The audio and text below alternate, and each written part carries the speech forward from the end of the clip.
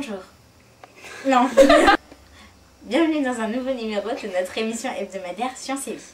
Aujourd'hui, nous allons aborder un sujet de plus en plus d'actualité. Notre invitée sur ce plateau aujourd'hui est Madame Cortello. Bonjour. Médecin.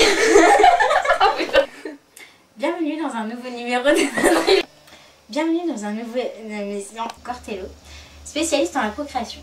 Bonjour. Mais avant cela, nous allons regarder des reportages qui vont nous éclairer sur pourquoi. Bonjour. Bienvenue dans un nouveau numéro de notre émission. Non, il y a un truc qui... Bienvenue dans une nouvelle émission. Non. Bienvenue dans un nouveau numéro de notre émission hebdomadaire Science et Vie. Aujourd'hui, nous allons aborder un sujet de plus en plus d'actualité. Il s'agit de l'infertilité. Pour répondre à nos questions, sur ce plateau aujourd'hui, le médecin Madame Cortello, spécialiste en la procréation. Mais avant cela, nous allons regarder des reportages qui vont nous éclairer sur cette question. Pourquoi l'infertilité? Reportage. Rigole derrière.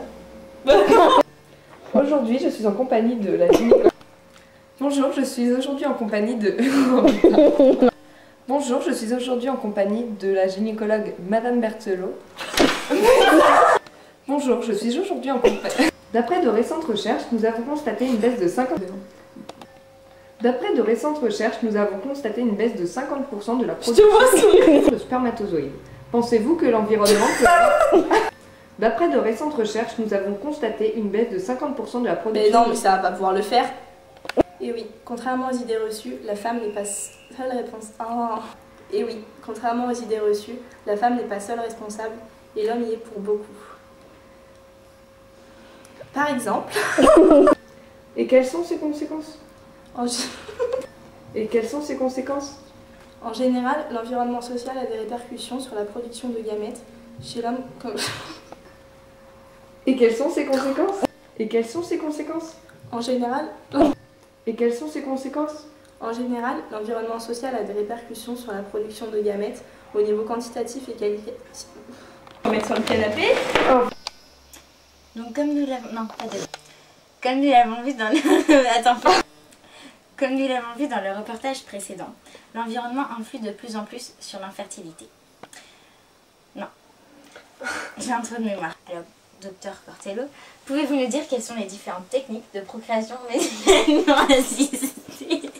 Alors à ce jour, il existe de nombreuses techniques, dont les plus connues et les plus utilisées sont l'insémination artificielle, qui consiste à injecter à l'aide d'une pipette des spermatozoïdes recueillis après masturbation. Non, désolé. Alors à ce jour, nous avons de nombreuses techniques, dont les plus connues sont l'insémination artificielle, qui consiste à injecter à l'aide d'une pipette les spermatozoïdes recueillis après masturbation dans l'utérus le jour de l'ovulation. Nous avons aussi la fécondation in vitro, les spermatozoïdes recueillis après masturbation dans l'utérus le jour de l'ovulation. Il y a aussi la plus connue, la fécondation in vitro, qui donne naissance aux fameux bébés éprouvettes, et une technique récemment utilisée qui est la fécondation par micro-injection. De toute façon, non, mais on va le refaire, mais c'est pour en fait. La fécondation par micro-injection qui ressemble à la fécondation in vitro, mais ici on injecte directement le spermatozoïde dans l'ovule. Et une technique récemment utilisée, la fécondation par micro-injection, qui ressemble à la fécondation in vitro, mais qui consiste à injecter le spermatozoïde directement dans l'ovule.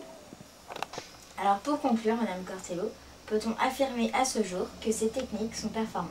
C'est certain que ce sont de très grandes avancées médicales qui permettent à 20 à 25 à un avortement spontané et 2 à 5% à des grossesses extra-utérines. Il faut tenir compte de l'âge des parents. T'as dit utérine. Alors maintenant, nous allons voir le témoignage de Fabienne Berthelot. Je sais plus son âge. Alors maintenant, nous allons écouter le témoignage de Fabienne Berthelot, qui a eu recours à la fécondation in vitro. Elle va nous expliquer le déroulement de cette délicate opération.